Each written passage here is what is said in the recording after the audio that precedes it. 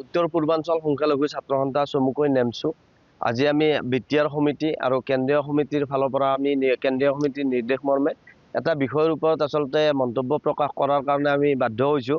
আপোনালোকে জানে যি আমাৰ সদৌ অসম গৰিয়ামৰীয়া দেশী জাতীয় পৰিষদৰ ফালৰ পৰা যোৱাকালিৰ এটা বাইট আৰু আজিও এটা আমি বাইট দেখিবলৈ পাইছোঁ।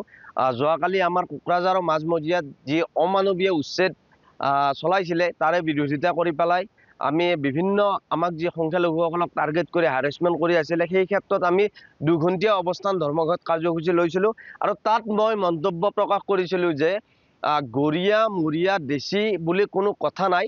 আমি এজ এ মুছলমান হিচাপে অসমত যিহেতু আমি বসবাস কৰোঁ, মুছলমান মানুহখিনিৰ ওপৰত যি ধৰণে অন্যায় আৰু অত্যাচাৰ হৈ আছে এই ক্ষেত্ৰত 1,40,00,000 মুছলমানসকলক আমি প্ৰতিবাদ কৰাৰ কাৰণে ন্যায় নিৰাপত্তা অধিকাৰৰ স্বাৰ্থত কথা কোৱাৰ কাৰণে আচলতে আহ্বান জনাইছিলোঁ আৰু সেই প্ৰসংগ টানি আনি পেলাই নেমচুৰ নামটো তেখেতসকলে লৈছে, যাৰ কাৰণে আমি প্ৰতিক্ৰিয়া প্ৰকাশ কৰিবলৈ বাধ্য হৈছোঁ। তেখেতসকলে কৈছে যে 1,40,00,000 যি মানুহৰ লগত আমি গৰিয়া মৰিয়াসকল নাই, যিসকল আচলতে প্ৰব্ৰজনকাৰী, যিসকল মানে যি মিয়া হিচাপে তেখেতসকলে ক'ব বিচাৰিছে। আচলতে মোৰ নামটো হৈছে সৈয়দ হাফিজুল ইছলাম। মোৰ নিজৰ পৰিচয়টো দিব লাগিব। মই বিটিআৰ সমিতিৰ নেমচুৰ সভাপতিৰ দায়িত্বত আছোঁ।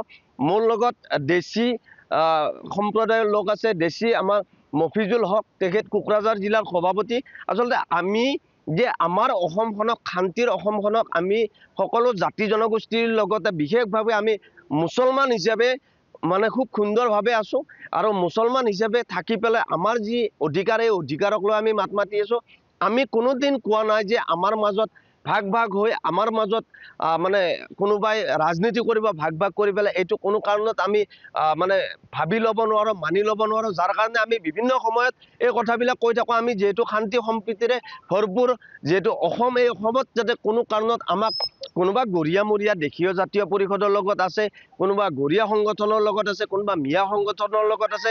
সাংগঠনিকভাৱে যিহেতু সংবিধানেই দিছে অধিকাৰ, সংগঠন গণতান্ত্ৰিক সংগঠনৰ লগত নিজৰ অধিকাৰৰ কাৰণে, নিজৰ জাতিটোৰ কাৰণে, জনগোষ্ঠীটোৰ কাৰণে কাম কৰিব লাগে। তাতে ক'বলগীয়া নাই, ৱেলকাম, আমি স্বাগতম জনাইছোঁ যে গৰিয়ামৰীয়া দেশী জাতীয় পৰিষদে যি গৰিয়া যি ভূমিপুত্ৰসকলৰ কাৰণে তেখেতসকলে যি মানে জৰীপ কৰাৰ কাৰণে সিদ্ধান্ত গ্ৰহণ কৰি তেখেতসকলে চৰকাৰৰ ওচৰত দাবী উত্থাপন কৰিলে। আচলতে তেখেতসকলে কৰি আছে কি?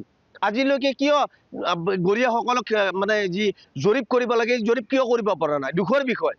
তেখেতসকলৰ গৰিয়া অধ্যক্ষৰ নিচিনা দায়িত্ব দিয়াৰ পিছত 100 কোটি টকা ধাৰ্য কৰা হৈছিল খিলঞ্জীয়া গৰিয়ামৰীয়া দেশীসকলৰ কাৰণে। ক'ত গ'লে 100 কোটি টকা?